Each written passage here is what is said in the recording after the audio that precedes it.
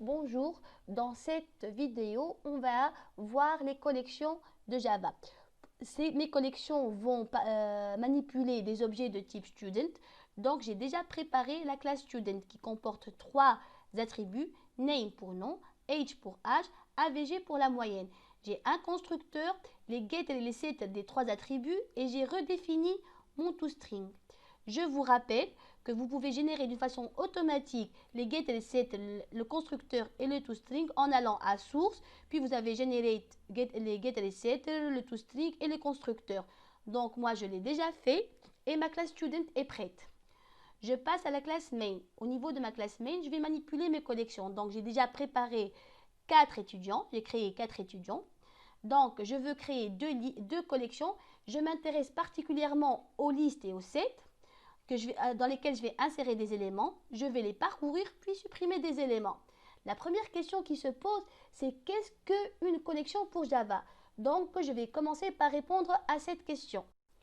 Les collections, ce sont des structures de données comme les tableaux. Elles vont manipuler des objets, mais d'une façon plus souple et plus efficace. Pour Java, une collection doit forcément implémenter une des interfaces situées dans le schéma suivant. Donc, vu les tableaux pour Java ne sont pas des collections, vu qu'ils n'implémentent aucune des interfaces suivantes. Donc, on distingue quatre grandes familles, si vous voulez. Les sets, qui sont des ensembles sans ordre, qui n'acceptent pas qu'un élément soit inséré plusieurs fois et qui n'a pas de position ou d'index qui permet d'accéder à un élément donné. Les listes, ce sont des ensembles ordonnés qui accepte d'insérer un même élément plusieurs fois et qui offre un index, une position qui permet d'accéder à un élément. Les queues représentent les files d'attente et les maps ont la particularité de gérer un couple d'objets. On parle d'un couple clé-valeur. Je vous donne un exemple de map, c'est le dictionnaire où la clé est le mot et la valeur, c'est la définition du mot. Bien sûr, les clés doivent être uniques. Et pour les maps, on va vraiment gérer deux ensembles, l'ensemble des clés et l'ensemble des valeurs associées à ces clés. Dans cette vidéo, on s'intéresse particulièrement aux sets et aux listes. Je vous rappelle qu'une liste est une séquence ordonnée d'objets dans laquelle on peut insérer un même élément plusieurs fois et on peut accéder à un élément à partir d'un index ou une position, contrairement aux sets qui sont des ensembles sans ordre, qui n'acceptent pas qu'un même élément soit inséré plusieurs fois et qui n'a pas, dans les éléments ou les objets, n'ont pas d'index qui lui permettent d'y accéder. Donc, ça, c'était mon petit rappel des collections, particulièrement des listes et des sets. Et je reviens à mon code. Donc, je vais commencer par créer ma liste. Ce sera une liste de students que je vais appeler liste avec un petit l, vu que liste avec grand L représente l'interface. Je ne peux pas faire new list car list c'est une interface et les interfaces ne peuvent pas être instanciées. Je vais faire new array list qui est une classe prédéfinie de Java qui implémente l'interface list. Et bien sûr, je vais préciser qu'il s'agit de array list de student. Donc, comme vous voyez, je vais faire avant tout les imports. C'est Java utile. Bien sûr, comme vous voyez, je n'ai pas précisé la taille de ma liste. Contrairement au tableau, on n'a pas besoin de préciser la taille de notre liste. Ainsi, j'ai créé une liste vide que je vais afficher pour bien vérifier qu'elle est vide. Avec system.out.println. Et je lui passe liste. Ok. Je vais créer maintenant mon set ou mon ensemble. Donc, set de student. Même chose, je vais l'appeler set avec un petit s. Je ne peux pas faire un new set car c'est une interface, mais je vais faire un new hashset, qui est une classe de Java qui implémente l'interface set avec un grand S. C'est un hashset, bien sûr, de student. Et je n'ai pas à préciser la taille de mon set. je fais les imports nécessaires. Ce sont ceux de Java utile. Et ainsi, je crée un ensemble ou un set vide. Et pour le vérifier, je vais faire un system out println.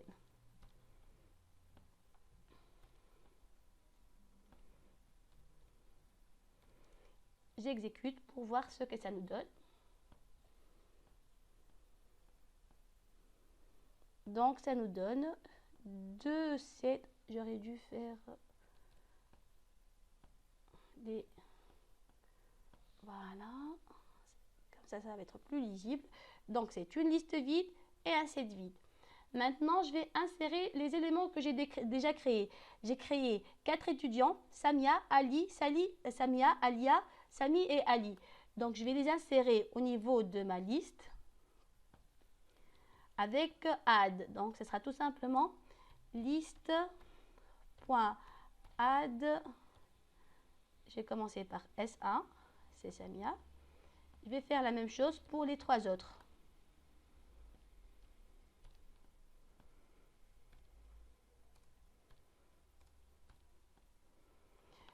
Vu que mes éléments que mes students redéfinissent toString, donc pour afficher la liste, je vais tout simplement utiliser systemout.println et ça va parcourir pour moi la liste et afficher chaque élément en utilisant le toString de student. Donc ça c'est pour ma liste. Je vais faire la même chose pour mon set. Donc je vais faire set.add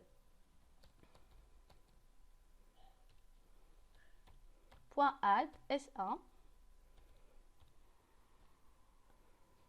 et je vais ajouter mes 3 autres et afficher mon set.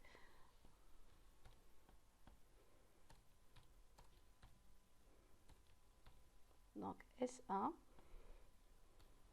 S2, S3,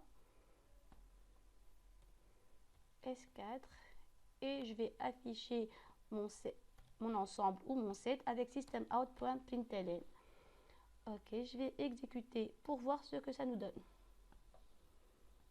Donc,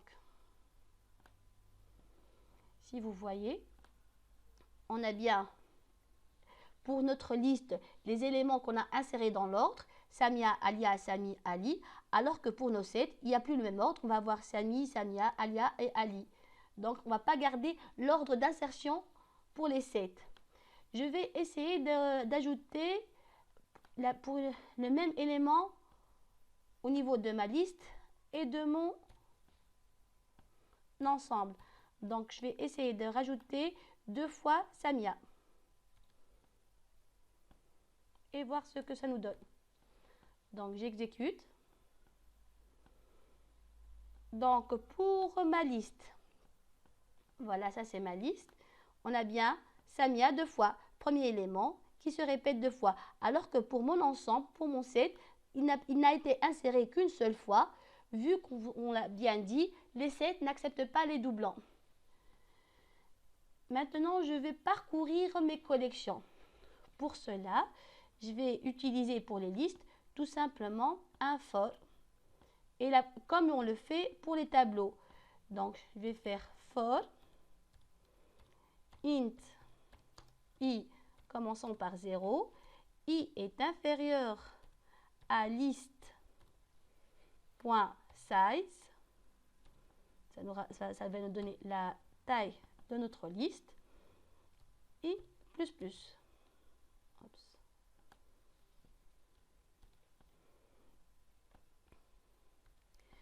Je veux afficher les étudiants dans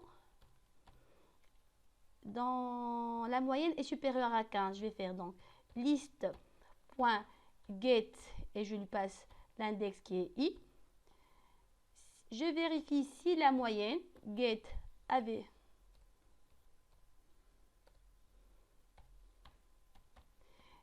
AVG est supérieure à 15. Je l'affiche.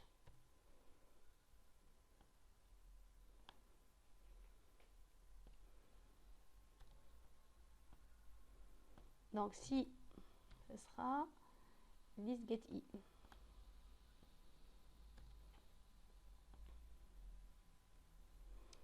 Voilà. pour mon set, je n'ai pas cette notion d'index ou de position qui va me permettre d'accéder à l'élément, mais j'ai quand même un for que je peux utiliser pour accéder aux éléments qu'on définit comme suit. For, on va définir un élément ou un objet de type student que je vais appeler S. Deux points, le nom de mon ensemble ou de ma collection, c'est set. Donc, ce for va s'exécuter et à chaque itération, il va mettre l'élément en cours dans S. Donc, je vais juste vérifier ici S get AVG.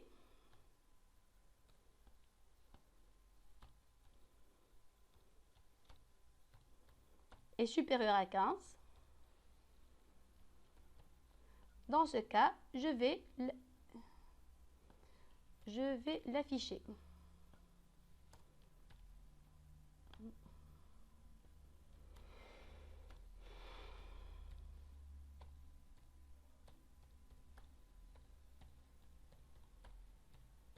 Donc, j'affiche tout simplement S. Point virgule. Voilà. Je vais exécuter pour vérifier. Donc, on va parcourir notre liste. On a bien Samia qui a une moyenne supérieure à 15, Ali qui a une moyenne supérieure à 15. On a encore Samia vu qu'on l'a inséré 2 fois. Et pour notre set, on a juste Samia et Ali dont les moyennes sont supérieures à 15. Donc ça, c'est pour parcourir une collection. Maintenant, je veux supprimer un élément d'une collection. Donc, pour ma liste, je vais faire tout simplement int i. Je vais toujours utiliser les positions pour accéder à mes éléments et vérifier. Donc, tant que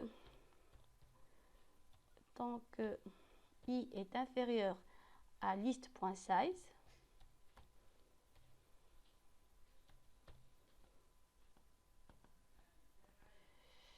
je vérifie de la même façon. If je vais supprimer les éléments, les étudiants qui ont une moyenne supérieure à 15. Donc, si il a une moyenne à 15, je le supprime. Donc, ce sera list.remove et je passe l'index qui est i. Sinon, je passe au suivant.